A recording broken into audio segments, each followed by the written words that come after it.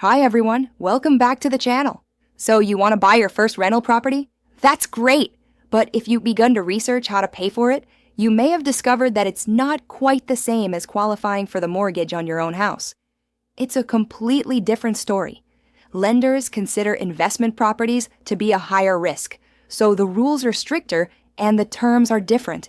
Don't worry, however, that's exactly what we're laying out today. By the end of this video, you'll have a solid understanding of exactly what your options are and how to position yourself to get that first property financed. Alright, first things first, we need to know the playing field, and it all comes down to one simple thing: the number of units.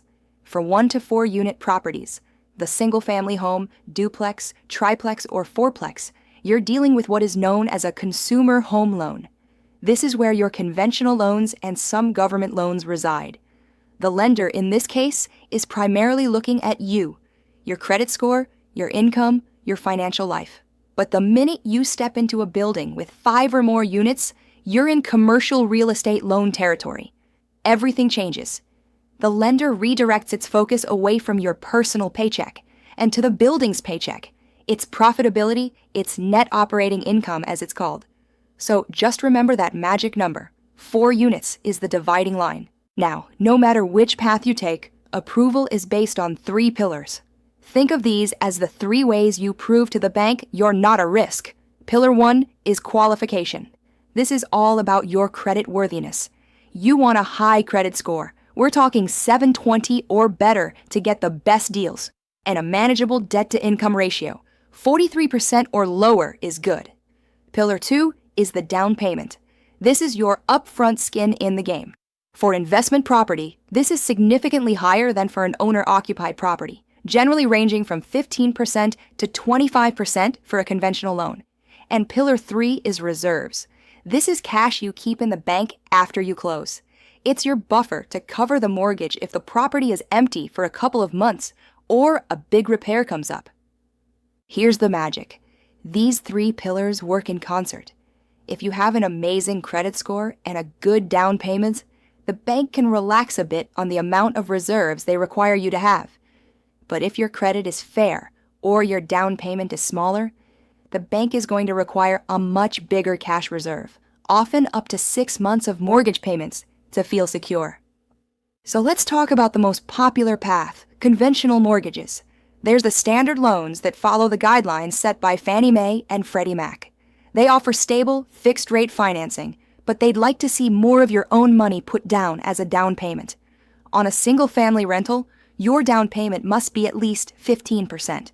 But believe me, lenders prefer 20 to 25%, as anything less may sometimes subject you to a higher interest rate or something called private mortgage insurance, which is an added cost you just don't need. Now, if you're looking at a 2, 3, or 4 unit property, the minimum down payment is 25%. And it's not random. It's simply that with more tenants, it's more complex. And if 1 unit is vacant, it affects your cash flow that much more. So the bank wants a bigger equity buffer from you to make up for that risk. Let's get specific about those figures on that scorecard. On a typical investment property mortgage, the lowest credit score you'll usually qualify for is somewhere around 620. But let me be real clear.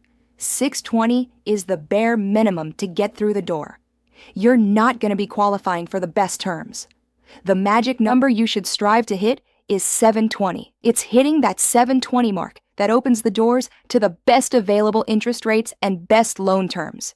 The difference over a 30-year loan term between a rate you'd qualify for at 620 and a rate you'd qualify for at 720 can save you literally tens of thousands of dollars. So having your credit score optimized before you even talk to a lender is probably the most profitable single thing you can do. On top of that, you need to get your debt in order. Lenders typically want to see your total debt-to-income ratio at 43% or better. Now, what if you don't have a large down payment building up? This is where one of the most powerful tools for first-time investors is introduced. It's called house hacking, and the tool you use is an FHA loan. FHA loans are for owner-occupants, not investors. But the great loophole is that you can use an FHA loan to purchase a multi-unit home, a duplex, triplex, or fourplex, if you consent to occupy one of the units as your primary residence.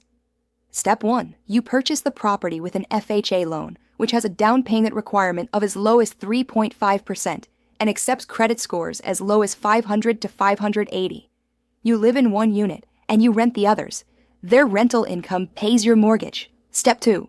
You fulfill the FHA's 1-year occupancy requirement, which is a requirement. You just live there for 1 year. Step 3. At the end of that year, you can move out, rent the entire property, and then what do? You can do it all over again with another owner-occupied loan on your next property. It is the fastest way to build up a portfolio with little starting capital. As your portfolio grows, you're likely shooting for larger structures. By the time you're looking at properties with 5 units or more, you've moved out of residential mortgage lending and into commercial lending altogether. The underwriting is completely different. The lender is less interested in your W-2 employment and very interested in the property finances. Specifically, its net operating income, or NOI. Is the property itself profitable? Because the risk is higher, so are the demands. You'll generally need a higher credit score, typically a 700 or higher, and down payments typically range from 20% to 30%. Let's take a quick moment to put all of these options side by side. I've prepared this handy chart to make it clear. You can see the clear trade-offs. Conventional loans for a single unit start at 15% down, but multi-units start at 25%. FHA house hacking has that very low 3.5% down payment, but comes with the stipulation that you must live there. Commercial loans for 5+ units need 20 to 30% down and a 700+ credit score. And finally, you have hard money loans, which are high-cost, short-term loans for flips, not long-term rentals. Hold on to this chart as we go forward. If you're a homeowner, you might be sitting on your biggest source of financing, your home equity. A home equity line of credit lets you access the equity you've built up in your primary residence to finance a down payment, for instance, or even purchase an investment property outright. It's a handy tool because it offers flexibility and quick access to cash. But, and it's a big but, it turns your house into collateral for this new investment. If the investment in the rental house goes sour, your house could be at risk. Because of that higher risk, lenders are tough. To get a HELOC on an investment property, they'll want to see a prime financial profile, 720+ credit score, DTI ratio under 43%, and they'll want the total loan-to-value of your home to be 80% or more. Another source of funds can be your 401k. Now, I'm venturing into somewhat controversial strategy here, and you need to be extremely cautious. Most 401k plans permit you to borrow against your balance. You usually can borrow up to $50,000 or 50% of your vested balance, whichever is smaller, and generally need to repay it in 5 years. But the risks are huge. First, you must check if your specific plan even allows loans for investment properties. Many only allow it for the purchase of a primary home. But the greatest risk is defaulting on the loan or losing your job and being unable to pay it back right away. That remaining balance is a taxable distribution, so you'll be paying income tax on it, along with a 10% early withdrawal penalty if you're younger than age 59 and a half. You're also losing out on the compound interest that money would otherwise have earned in the marketplace. So, this only works if the return you're sure you'll earn on the rental property is significantly higher than the return you're losing on your 401k. Outside of the banks, there's a whole universe of private lending. Most prevalent are hard money loans. They're short-term loans, usually less than a year, secured mostly by the property itself, not so much your own finances. Ideal for a fix and flip when you need money yesterday, but at the expense of high fees and interest rates.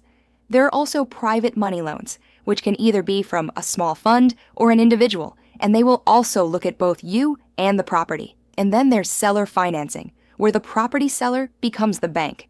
You pay them directly, and it can lead to incredibly flexible terms. A word of caution, hard money is set up for short-term projects. It's a terrible, expensive match for a long-term rental.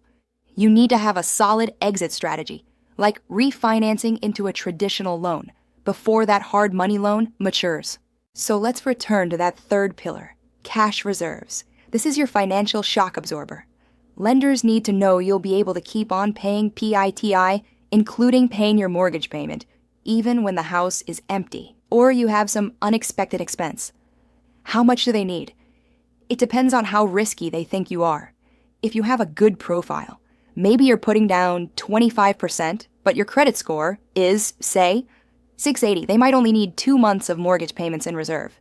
But if your profile is weaker, lower credit score, high DTI, or low down payment, be prepared to show that you've got 6 months of mortgage payments just sitting in the bank, untouched. Now, what the lender requires is one aspect. What a smart investor does is another. You need to build what I call your operational reserve, not just for the mortgage, but for everything. A new water heater, a roof leak, a prolonged vacancy. A good rule of thumb is to set aside 10% of your monthly rental revenue until you've built up $10,000 to $15,000 per property. Another way to look at it is in terms of months of rent. If you're risk tolerant, 3 months' rent in savings might be enough to cover short-term vacancies. But if you're really going to get serious about creating a portfolio and sleeping at night, you'll want to build up a 6-month operating reserve. That's what the pros do, and it'll cushion you from just about any surprise. So meet the bank's minimum to get the loan, but make it your absolute top priority to build that full 6-month cushion. Another quick reference chart to summarize the key numbers you need to know for different types of loans. You can see the minimums alongside the ideal profile you should be aiming for. Look at how, for the best terms, whether a HELOC or a standard loan, that 720 plus credit score and low DTI keep appearing. And for reserves, the lender might request 2 to 6 months of just the mortgage. But your best personal objective is 6 months of total expenses. Okay, so let's talk about the money you need to bring to the closing table. It's not just your down payment. You also have closing costs, which can add thousands onto your out-of-pocket cost. But here's a silver lining. Most of these closing costs, things like legal fees, title insurance, recording fees, and transfer taxes, are not simply lost. They get added onto what's called your cost basis in the property. Why is that significant? Because you get to depreciate the property over 27.5 years. By increasing your cost basis, you're essentially increasing your yearly depreciation deduction, which lowers your taxable income. So ultimately, these charges provide an excellent tax shelter. Just be certain to consult a tax pro or IRS publication 527, because not all charges qualify. So that your loan process will be smooth and fast, you need to have your documents in order.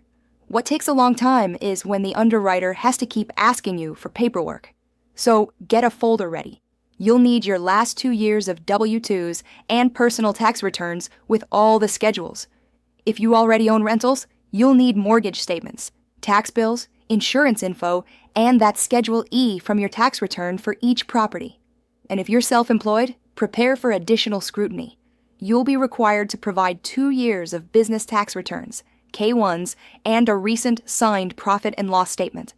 The cleaner your paperwork, the sooner you'll close. This is such a big deal, I need to give you a serious warning. If you have a home mortgage for a house you took an oath you would live in as your primary residence, you cannot just decide to rent it out without speaking to your lender. That is a huge breach of your mortgage contract. They despise this, since if they must foreclose on a home with renters, it is a legal headache. Tenant protection regulations make it hard to offload the property in a timely manner, and this annihilates the collateral value for the bank.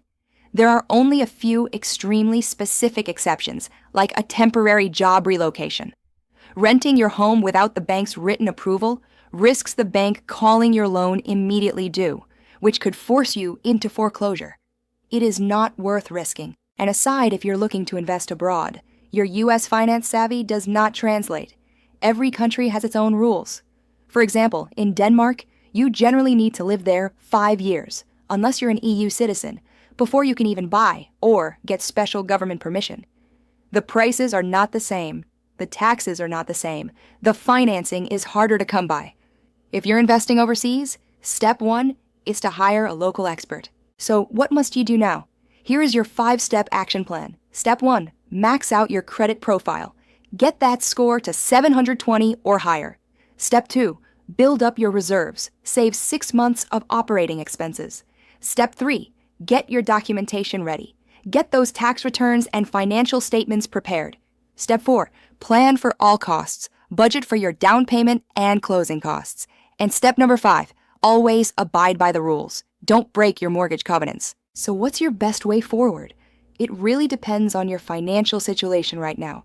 If you're slightly capital constrained, but cash flowing well with a stable income, the FHA house hacking method is your golden ticket. It's the lowest barrier to entry. If you're on more stable financial footing with great credit and some cushion, then going the conventional route with a 20 to 25% down payment or using a HELOC will be the most stable and have the lowest long-term cost. Financing your first rental property is a matter of preparation. It's a strategic marathon, not a get-rich-quick scenario. Start fine-tuning your finances today, and you'll be handing over the keys to your first investment property before you know it. If you like this video and wish to proceed with your real estate learning, then subscribe to the channel and hit the bell so that you can know what's in store next. To keep your momentum rolling, I've chosen another video for you that will help you in your investing journey. You'll see it right here on the screen. Just click it and go ahead and learn some more. Thanks for watching. I'll see you in the next one.